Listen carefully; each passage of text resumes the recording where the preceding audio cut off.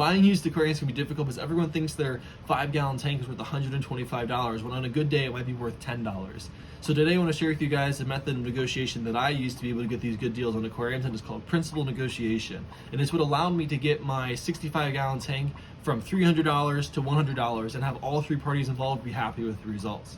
So before we get into the actual deal, I think it's worthwhile to talk about what is principal negotiation. Here's the definition for you all. Principal negotiation draws on some objective standards to settle differences in opinion or price. We aren't taking positions, but rather looking at interest and trying to invent new options for mutual gain of all parties involved. And before we get into the actual deal, I want to sort of set the context so you can see the framework that I was operating with. So I had a budget of $100. The tank could not be longer than 36 inches, and I needed a larger stand to be able to hold all my aquarium supplies. I need a larger stand because my son is going to be able to start crawling here soon, and I want to get all of my aquarium supplies in a locked cabinet that he can't be able to get into, whereas now they're just sort of floating around, which isn't a huge deal because he can't access them, but in the future that will be a problem. And I also don't need any filters, canister filters, sumps, lights, heaters, all the different add-ons. I don't need that because I can be able to furnish a tank entirely by myself with all the stuff that I have here.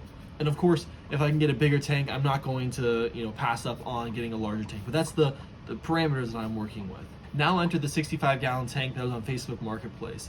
I had been waiting around looking to see what deals came up, and I had seen this one had been there for a while, so I figured I might as well just reach out and say, would you take 100 for all of it, and see what he says, because I don't have anything to lose. If he really is motivated to get rid of it and sell it, he very well might say, sure, let's do it.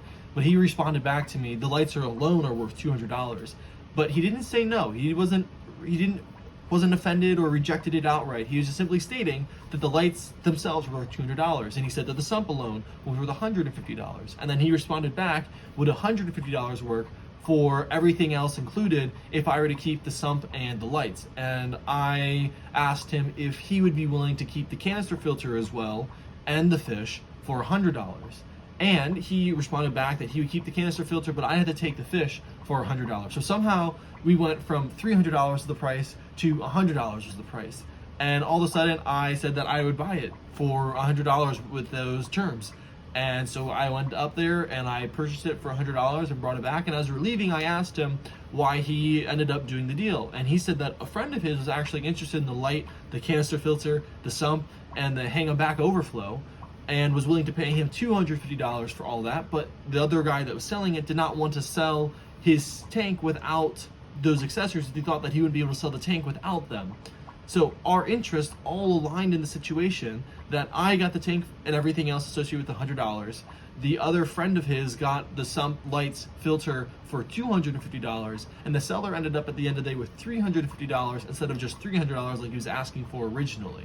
And that's how everyone in this situation ended up happy, because we all got what we wanted, but we were willing to think outside the box and take away things or add in things to be able to make the deal work. And he knew in the back of his mind that he could sell all these things immediately if I didn't want them, and it would actually be more advantageous for him to keep all of it than trying to sell it to me, because he would get more money from his friend in parting out the actual system rather than selling the whole kit to me.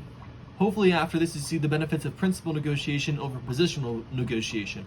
Positional negotiation is just where you stick to your price, the other person sticks to the other price, and you just sort of grind at each other trying to get a better deal out of the other person and leaving the other person with a worse off deal. Whereas in principal negotiation, you're working with the other person to solve a common problem. He wanted to get rid of a tank, I wanted a tank. And we were able to come together to be able to get a good price for myself and for him that actually left him with more money than if he had just sold the entire thing to me. So if you're interested in learning more about principal negotiation, I learned all this from one book in particular called Getting the Yes, as well as some other books that I've read over the years. So if you're interested in learning more about it, I'll leave a link in the description. And if you guys are in a position where you guys are trying to figure out how to get more tanks, but your significant other won't budge, I'll leave a video here about how I was able to negotiate more tanks for myself and my situation, and hopefully give you guys some ideas about how to get more tanks for your particular situation. So I hope to see you guys over in that video about how to get more tanks, and have a blessed day. See ya.